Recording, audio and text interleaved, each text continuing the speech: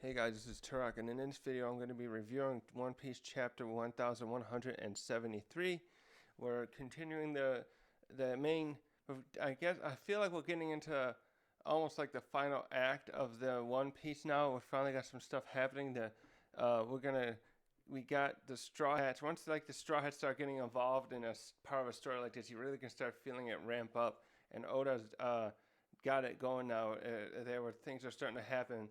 And so he's done it again too, where he's got he separated the Straw Hats earlier on initially, and now he's got like Zorro and Sanji and the others up there to help with the others, Jinbei and Nami and Robin and the others that got defeated by Gunko, and now we're just waiting for Luffy to come up eventually. So we'll see how that will play out, where the others might be against the ropes, such as Zorro or Sanji, and what will. Luffy and Loki will be the ones coming up to be the final reinforcements here to fight these guys.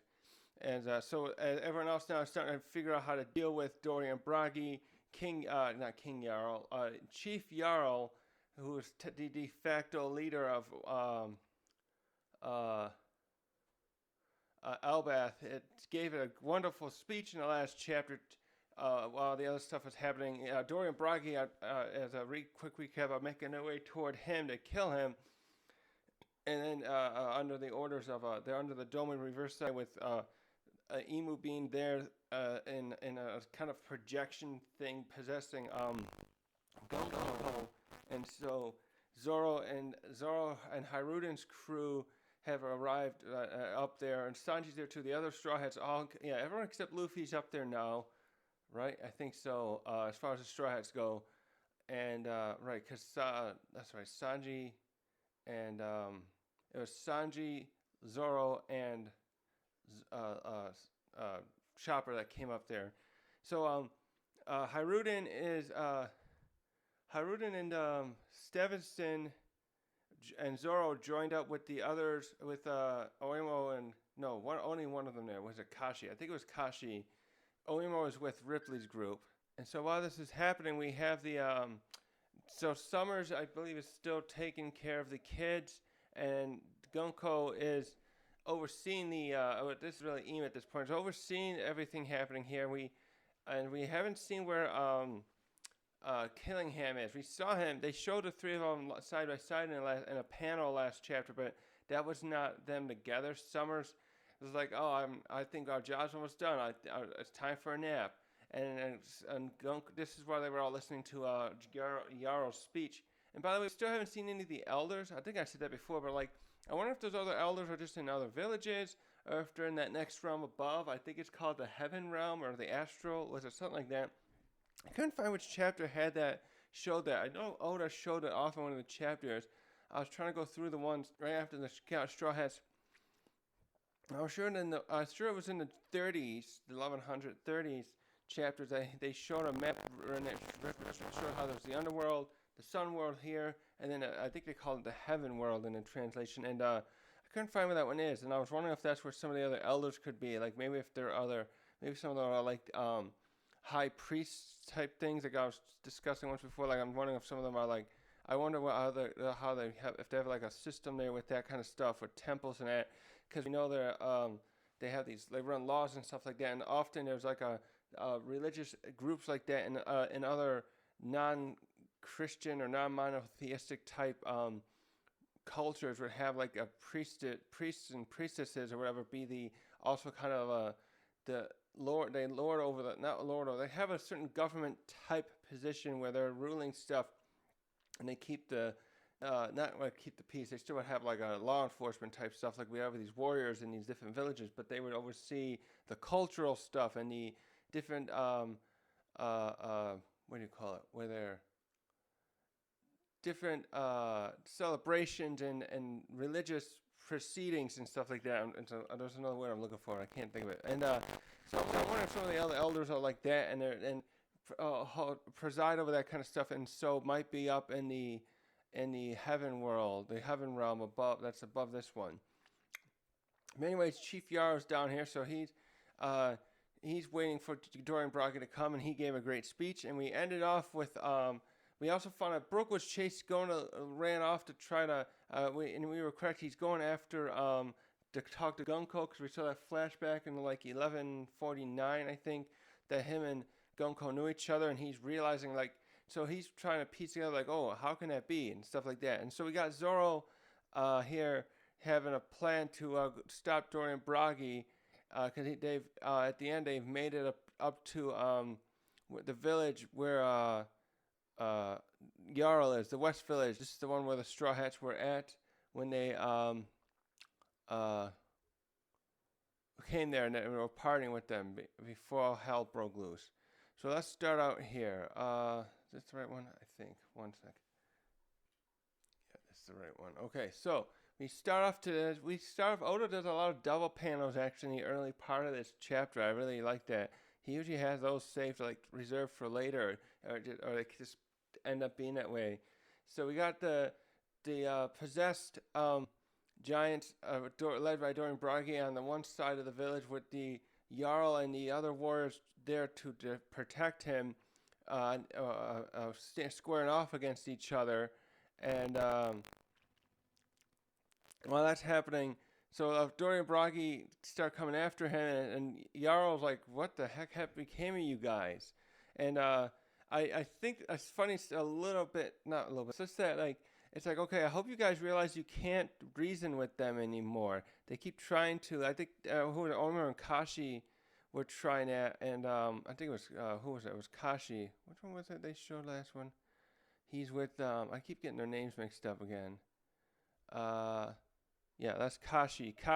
Omer was with Ripley, and Kashi's the one with this here, and it looked like I'm thinking he's been trying to reason with Dorian Bragi because he doesn't want to hurt them, and I understand where he's coming from, but I hope they realize they have to defend themselves here and stuff. And it does appear that I think Zorro understands it better. The others are still like a little hesitant, and I get it, but like if they're coming at you to kill you, you gotta like fight back. And I would feel bad, but if I was in their situation, I would not hesitate to start swinging a sword at someone trying to kill me like that, when they're right on top of me like that. So just how I would act in this situation. But I think they've realized by now they can't reason with them right now. They have to, hopefully with Zorro's help, or hopefully with the Conqueror. I don't know if they'll use like Conqueror's Hockey to start weakening them. It's the thing I'm wondering about too with this is like we saw Roger and Garp fight rocks in this type of position, and they did it against him. And what I'm trying to get at is I imagine so much stronger than Dorian Bragi.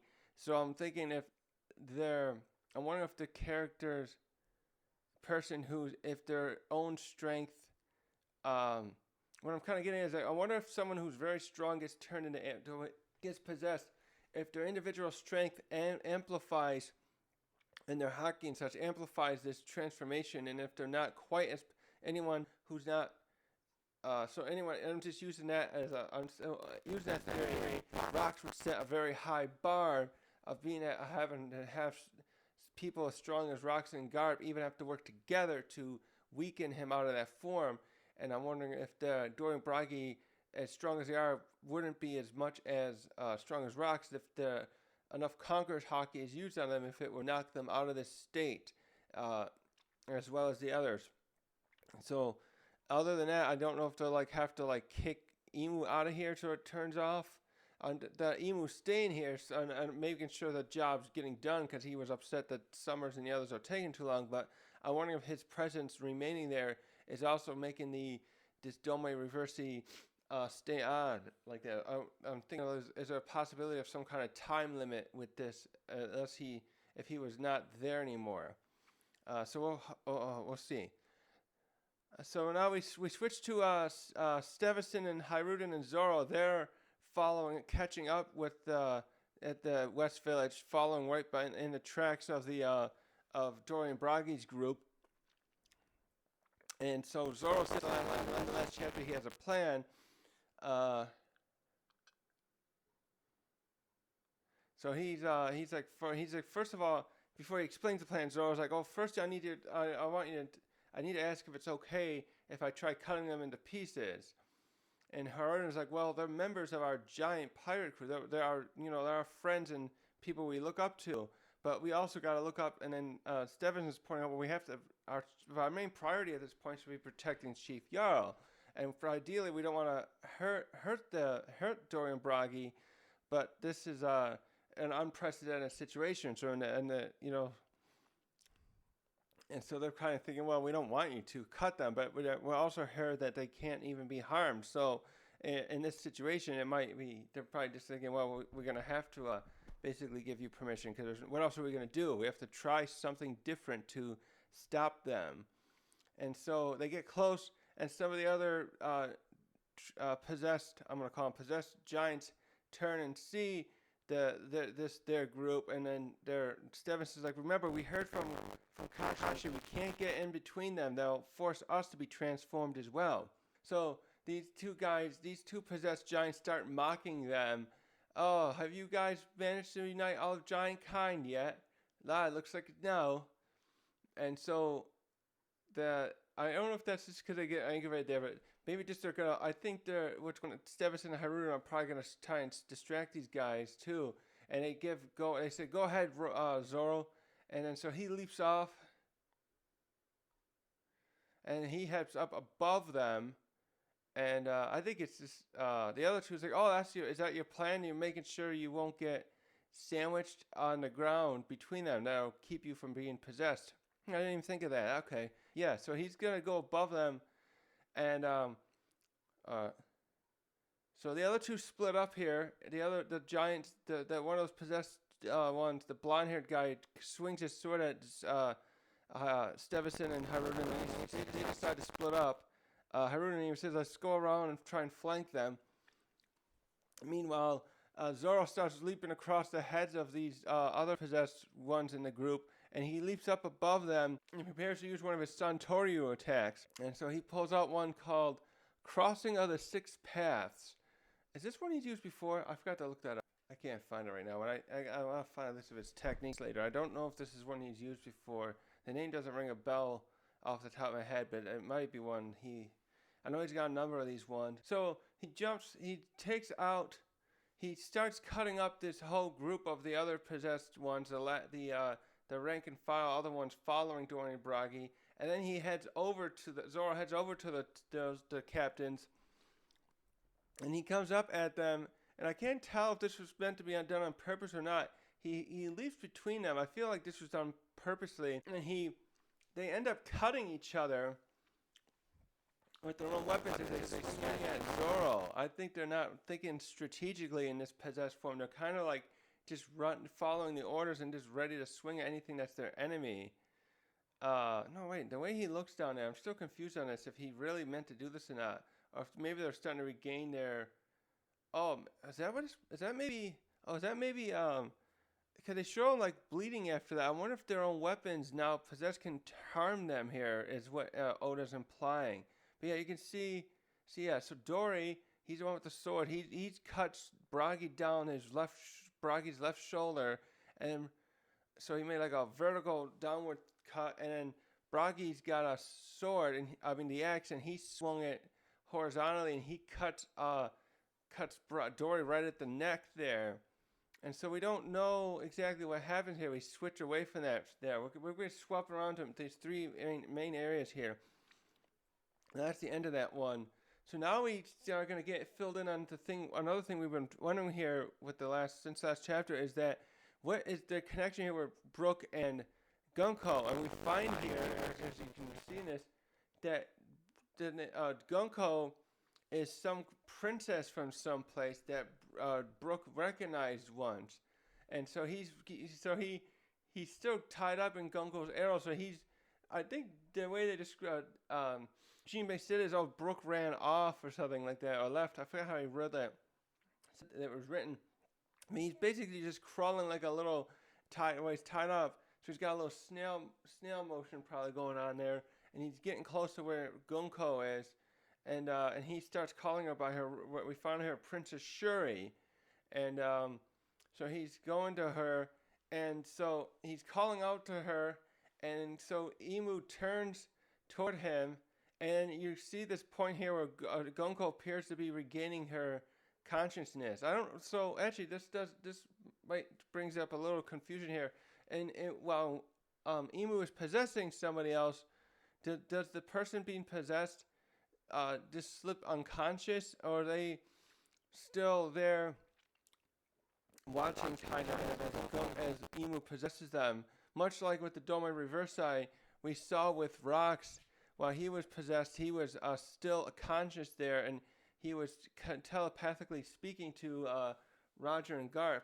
I'm thinking here they are still conscious there as Emu possesses them in this case. I'm thinking of like, I might be just mixing up with the kind of stuff you see in no, actually there's something else that's like that too. I'm thinking of like in the Marvel character Hulk, when Bruce Banner transforms into the Hulk, Banner is not conscious while that happens, and then and vice versa, the Hulk is gone when Bruce Banner is in control of his body, but when Banner was sometimes able to connect some of those memories from the Hulk, often kind of pass into his head, and he remember some of the events of like the Hulk. Usually they always like show us often like he just remember all the times he's getting shot at and stuff like that, and it like messes with his. It's like the shell shock kind of stuff almost is happening, and but no, I think actually there's this book I read with Spider-Man. These short stories from Spider-Man, and I remember in that there's a story with Kurt Connors who turns into this, because of his experiments, can turn into this lizard creature. And I remember this one short story about him turning into the lizard, and I think in that version, Kurt Connors, like I'm surmising is happening here, I remember for sure in this Spider-Man story anyways, the Kurt Connors is conscious while the lizard is in control of his body.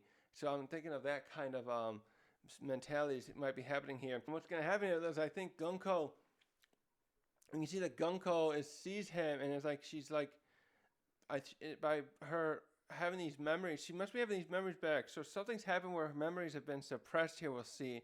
And by her seeing somebody she remembers from her past, also seems to be messing up Emu, maybe messing up Emu's control and messing with her ability. So then Brooke's pointing out, like, Princess Shuri, that can't be you, can it? But you look so much like her. So I came here to find out just in case. And so, what's he doing? And so there's a silence. Is that supposed to be like silence or just a sound effect from Emu? And sorry, I don't know. Is that supposed to be some kanji or something? And then Brooke's like, but even if you're not the same person, you might be related to her, right? After all, if she was still alive, she'd be nearly 80 years old. And she certainly wouldn't recognize me in the way I am now. But then he says, but I can tell from your face. Oh, and her hair's blue, right? So, okay, now we know what her hair color's going to be when we see her. Your blue face, your mismatched eyes. You came from the Holy Hand. And your love for music. It all aligns perfectly, doesn't it, Princess Shuri? So Brooks doesn't, it's like seeing, like, I didn't want to believe it, but you just have to be her, aren't you? But then he changes to saying, he says, I never wanted to think of you again, not for as long as I live. You're not that patricidal killing princess. The life you stole away, you took from a man who I owned everything to. And as this is happening, Gunko's like, memories seem to keep surfacing. We have this ba-bum, ba-bum from her heart.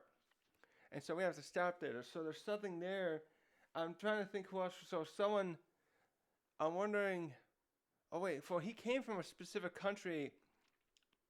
I don't think they named it, but he was in charge of some kind of ship convoy there. Maybe that was, maybe she and her father were the leaders of that country, and he was the one, her father was the one that commissioned Brooke for that job at that time. This was before he became a pirate, and something happened where she killed her father. Maybe she tried to usurp the throne back then. So there's something there that hopefully we'll get a little flashback on that later on. So that ends with that information ends a bit there, and now Gunko's struggling with these memories resurfacing, and as Emu's like sensing this happening, and he's talking to her like, Gunko, is thy memory coming back? And and then so he's repossesses her, I think, regains control, so to speak, and I believe, yeah, that's her telling him to run, because now Emu grabs her and grabs her, her control again, and he starts using her ability to come after her to attack him. But as that's happening, it's like this fight, this stuff happening before starts causing her devil fruit to. Okay, maybe she wasn't attacking him. It looks like she is, but then her devil fruit starts weakening. The other people other places she's used it is weakening up. So you start seeing it unravel on Brooke, and then we switch to the kids, Colin and the others, and we start seeing the string thing that's forcing them to walk to unravel as well. And I actually, in the meantime too, I like that how Oda's, while this stuff's happening, Oda's being very good at like showing us some of the things that Killingham made, the what do they call them, apparitions? He's still drawing some in the background, showing that they're still like rampaging around. I appreciate that Oda didn't forget to do that, to like keep the events around us happening. And so back to Brooke, the rope weakens enough that he jumps out of it, and maybe it just rolls away from him, one or the other. And wait, is that the right? Yeah. And then, so yeah, we go back to Gunko, and her memories are causing more problems with her and Emu's possession of her. And I think he's fighting with her internally to control her again. And it's not that she's like trying to fight back, but her memories resurfacing are somehow causing Emu to lose his control, and she starts saying his name and stuff. Oh, and this angers Emu, and he's like, "How dare you, Gunko?" And I should have said that before. Then he starts doing it, and then as he's trying to repossess her, we get the ropes start the left Brooke try to come back onto him. They look like they latch onto his left leg there. And so as that's happening, he turns to Gunko and says, "What happened just now? What do you mean run? Don't you realize I came to finish what was started? Are you really her? Or yeah, who in the world are you? Yeah." So he's like saying, "Are you really her?" So obviously, first of all, there's that they don't understand this immortality powers that Emu has. So he must have actually, that makes me wonder, does that mean Gunko, yeah, she must have the abyssal covenant, I think. From what we're seeing, it doesn't. You have to be on the abyssal covenant, or actually, I don't think they confirmed that, but from what we're seeing with the other covenants, it doesn't. It seems the abyssal one would be the only one that you can. Once you receive that, you gain immortality as far as your lifespan. The shallows one doesn't seem. We don't know what other benefits the shallows actually gave. Maybe the shallows one did give some boost in one's physical prowess, but once you got the depths one, which we saw with Harold, he did gain the regeneration abilities. But it seems that abyssal one also allows this. So also with the depth shallows, it does sound like, I was thinking about the ability to travel the pentagrams. I think you can still do the pentagram travel as long as you got even the basic one, the shallows. So anyways, yeah, what I want to get at is Gunko probably someone pointed out in a comment, I was commenting on something, and someone pointed out that it was probably in the chapter in the episode when Emmett uses Joy Boy's hockey to send the to defeat the Gorosei, and he sends the other three back to Marijwa. When we see Emu shaking in the flower room from the feeling that hockey. There was a servant there, and I think that's the same. Yeah, the same servant we saw when she told back when the Gorosei convened to meet him at a reverie. Someone pointed out that probably was Gunko at the time. So she may have been these personal servants. Some of them of Imu may be given the abyssal contract. Is what I'm getting at. She may be because we saw her. Yeah, because we saw her for sure when Rox was there, visited 56 years ago, and when he made a threat to Imu, that she was there at the time. So I'm wondering if he just finds certain people he likes like this, but so there's a bit of a parallel with how we know that the other celestial dragons, if as they so please, can just kidnap somebody else and make them into their slaves.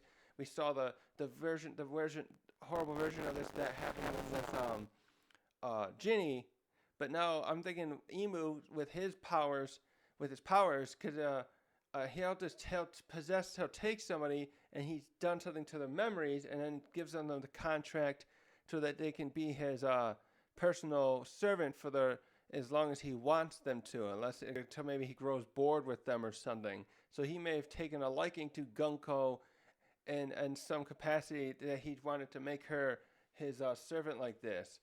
And so there's something there about that I'm curious about. So Imu gains control of Gunko again, it appears, and he comes after Brook. And Brook, where did he get that shield from? I didn't know he had a shield. I gotta go look earlier. But he's got a shield, and he defends himself as Gunko comes at him with Imu comes at him in Gunko's body using some kind of spear weapon. I guess she made a spear. He could have made a spear from her arrows. And there's a fight there is ensuing. And that's the rest of that part here. So now we switch to the other Straw Hats, and Brooks' actions that we just saw.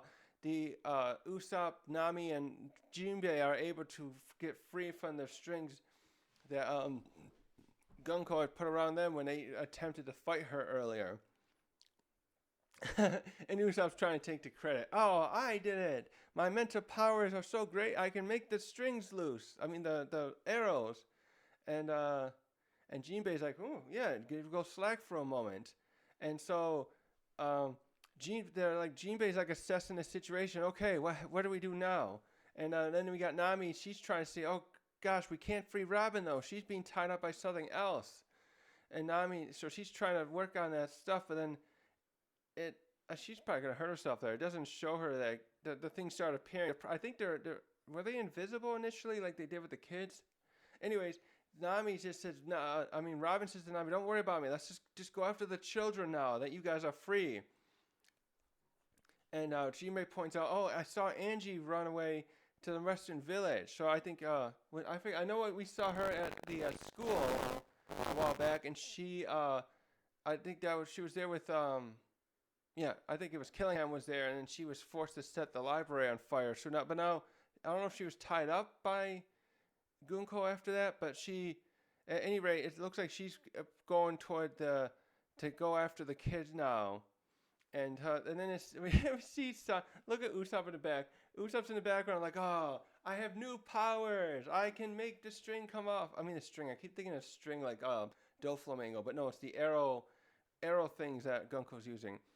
Actually, that's something interesting. Gunko's powers in some ways I remember seem very similar to some aspect of Doflamingo's, where I wonder if she can do that thing he does where he can send strings across a wide area and start just controlling people as he pleases. And then he was having people cut each other down, both at that point in the main part of Dressrosa, and then we saw in the flashback where he had King Riku appear to be a bad guy by forcing him to slaughter some of his citizens.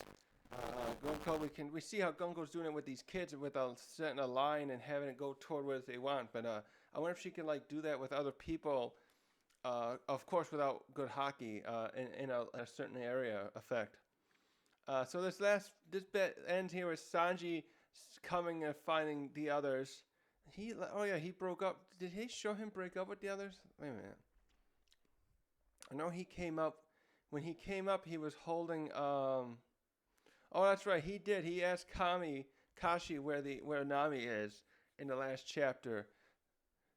So now, oh, so now we after that we cut away from that and go to the final area of the story, and we got Summers is kind of what's the word? He's taking he's a what's the word I'm looking for? Fuck. There's another word I'm looking for. He's following along with the kids to make sure they make it to the boat, and so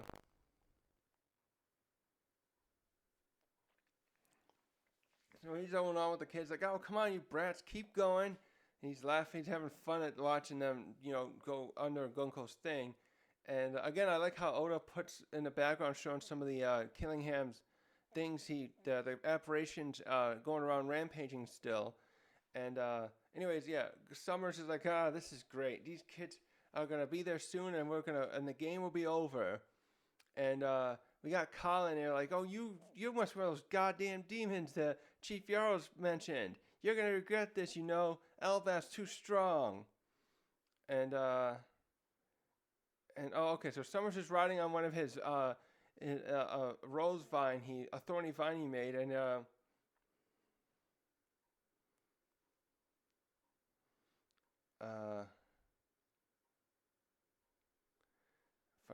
okay,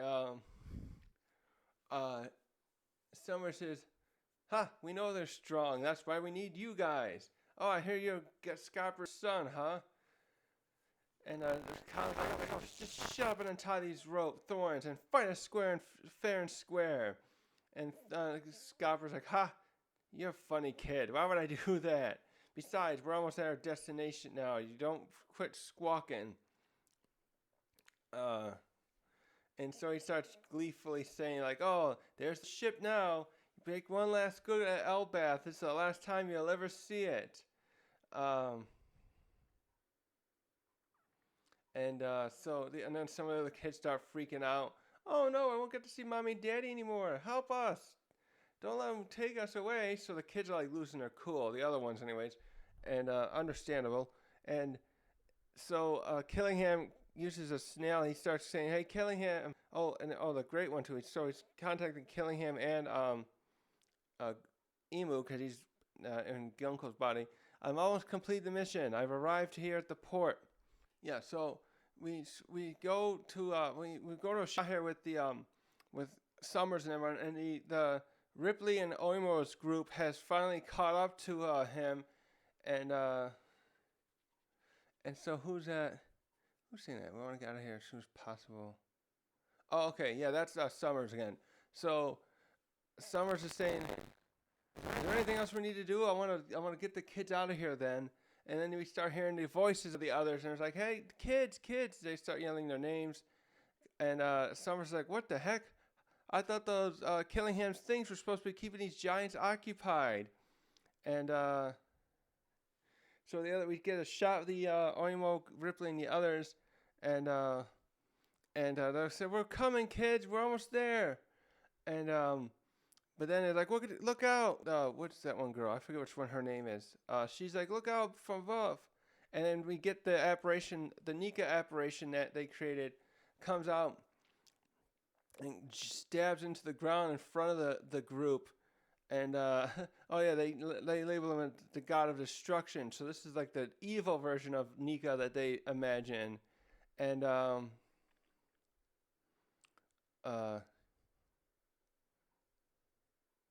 yeah, so I forgot the title. I forgot to mention the title of this one's called The Warrior Generation. And then the kids are like, oh, mommy, daddy, and all that. And some of the people say, you call that Nika? Don't play games with us. We're from the Warrior Generation.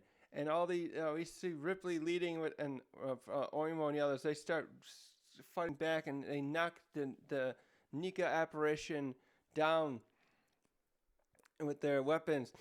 And you see all the kids like, what? How are they so strong? This is like all these kids, except for Colin, really. The other kids have been not seen the warriors. These people have not had to fight in such a long time. These kids have never seen these guys wield their weapons well, I know, again, Ripley, I know probably has been training Colin, but the others are haven't done this stuff in a while, so the kids are like just blown away by seeing their parents and grandparents fighting back like this. It's like they get Oda does such a he's still so good with the eye popping eyeballs. While this fighting is happening, we switch to the Gerd's group there. They finally have caught up. They're catching up to because Roto left first. His brother's one of the kids there, and so they finally, I should call it his group, I guess. They've caught up finally, and and they say, oh, that's where the kids are. We're supposed to be, and then they're like, okay, we gotta get closer then. Let's hurry up. And then they see that Nika thing fighting Ripley's group, and they start winding up their weapons, and we get this great shot here, and they line themselves up using the same type of attack that we seen Dory and Bragi used on Kid's ship and that goldfish at Little Garden. And the two of them line up first, like, oh, let's ready, Goldberg? Yep, I'm ready. Double General. And then Roto's like, hey, I want to help too. Wait, let me join in. And the other thing becomes Triple General. And this is, what's it called? Gokoku Sovereignty. So they launch on a hockey beam attack. I guess that would essentially be. I imagine they're making a very cool colors. What was the color of Dorian Bragi's? Wasn't it like, I'm thinking about Big Mom and Kaido's. They had that attack too. I think they called it Conqueror of the Three Worlds. And the same thing. And they blow a hole through the Nika apparition. And the final page here, they knock it down and it starts falling towards Summers. And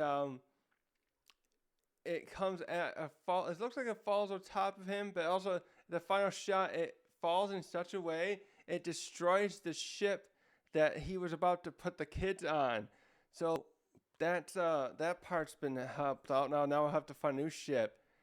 And we just see it fall in the water. It like sinks down, and I think the apparition goes with it. And then Summer's like, ah, shoot. And we just end right there. Holy shit. This is such an exciting chapter. I'm so, woo. So a lot of moving parts happen in this chapter. So now that the goal of getting the kids on a boat failed initially, we got Ripley and the others here facing off. We got Ripley Oimo, we got Gerd Goldberg and Roto there as well. Are they going to be fighting against? I wonder if they'll be squaring off against Summers in the next chapter here. With Gunko losing her control of her powers, or the distraction being created by Brooke per se, I wonder if the kids will be able to escape finally here. How does the thing I'm confused on here is how can Gunko pursue them again? Does she have to be there presently? It's like I just said a moment ago with the, does her power work kind of like Doflamingo's, where she can possess, control people from afar without seeing them, that is, the way Doflamingo did with his abilities. And we saw in Dressrosa. And, if the kids escape at this point, if they can escape here, or if they do, does she have to, will she have to go pursue them personally and use that ability again, the way she has it now on them, then if so, they'll immediately be seeking out another ship to get them onto. And if Summers, actually no, can they run? They probably can, because they're moving well. Cause the thing is, also Summers has that, his vines around them, his thorn vines things, and if they can move away, I'm wondering if they can, he's distracted anyways, because can they run away while those things are on them? He's having them walk, or they'll have to just still kind of be careful as they move away and get out of the way of the fight that might ensue here between Summers and the other giants. But he'll, of course, if he sees them going away, he'll probably use his briar thing maybe to create a cage over them to prevent their escape. So there's stuff there I'm curious about what will happen with that part. And then Killingham. We didn't see Killingham at all in this chapter. I wonder where he is at now. I know he was making sure that the nightmare. What do you call him? He had a name for him where the stuff keeps coming out. He keeps regenerating new apparitions of the people's fears.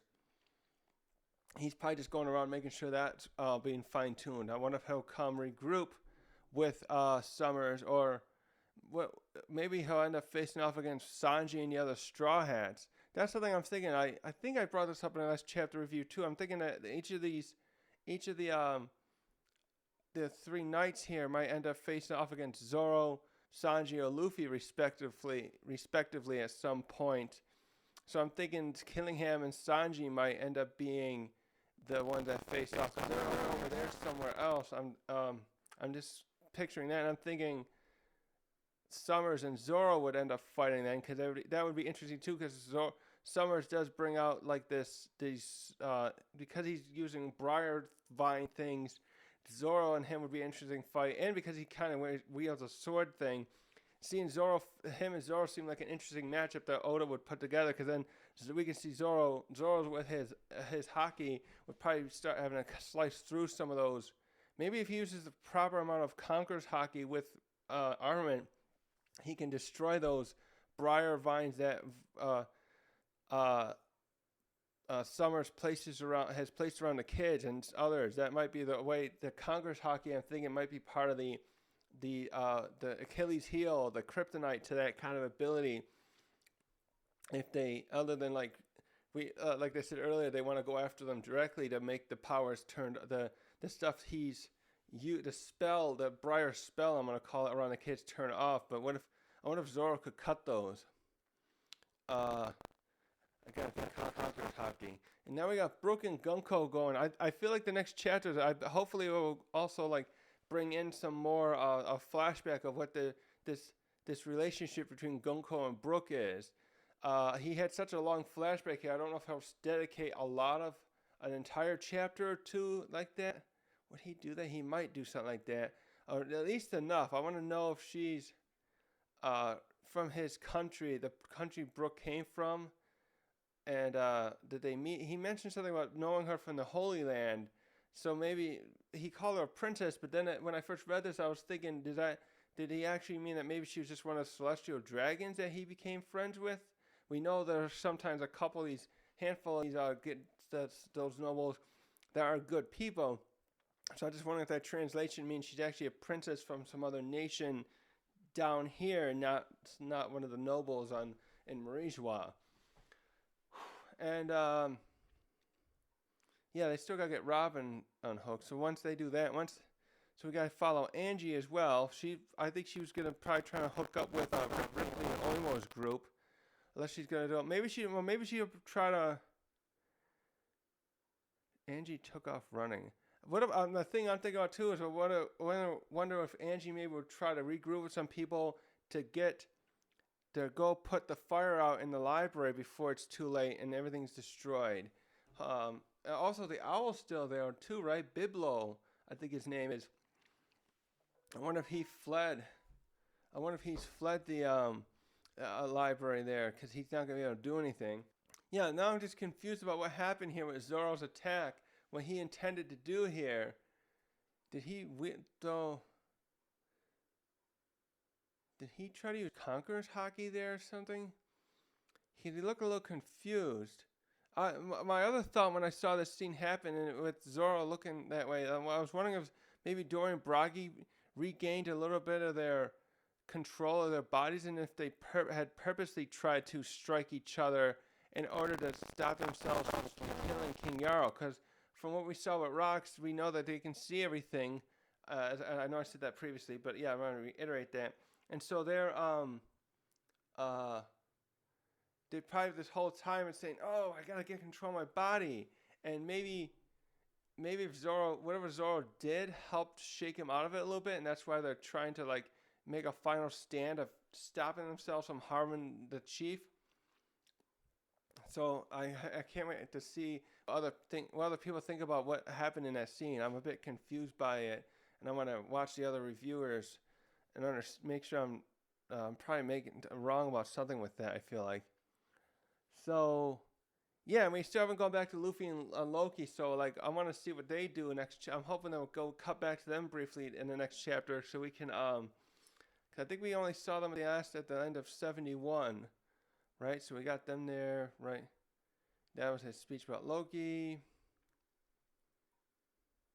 Yeah, because then we start out the last chapter where Scopper was briefing the Straw Hats and the giant pirates there about their enemies. So Loki, we haven't seen Loki and Luffy in 2 chapters now, and so let's hopefully I hope we get a scene there to help clear up. He's gonna have a lot of jumping back and forth now, because we got like what is that? 1, 2. We got like three main things happening here. Really, we got Nami's group. We got Orimo and Ripley's group with the other giant pirates, and we got Zorro's group there. Yeah, a lot going on here. So yeah, this is a very exciting chapter, and that's my thoughts on what happened. This stuff with Brook is very interesting, because that's the thing too. What happened here with Brook and Gunko? Like, why did she disappear after supposedly killing her father? And that's what Brook's like, I want to know what happened. That's probably what it is. He's probably saying, I want to know what really happened that day. Are you really her? He's probably lived all this time thinking that she killed her father and then ran away and went into hiding to hide from her crime. And now he's like realizing, no, she's really alive and she's been in the Holy Land. Something's going on here. Maybe she was innocent after all. That's what I think might be going through Brook's head. So I feel like that will be one of the main things we'll see next chapter, and hopefully we'll get some of Loki and Luffy. Those 2 things I want to see the most now. And it was very cool to see that Roto was pretty good at wielding a weapon. He got a moment here that was nice, because he was such a weirdo in the first few chapters with this capturing the Straw Hats and the stuff he did there. And he had all those other people too. Yeah, this stuff was cool. And so, yeah, we don't have a break for the next chapter. So, and I'm recording this on Monday. So on Friday or Thursday, actually, this one come out on Thursday. So on Thursday or Friday, we'll be able to find out, and I can't wait. And so I hope you guys enjoyed my review of this. Also, I got put in once in a while. If you like what I like watching this, please consider liking and subscribing to my video.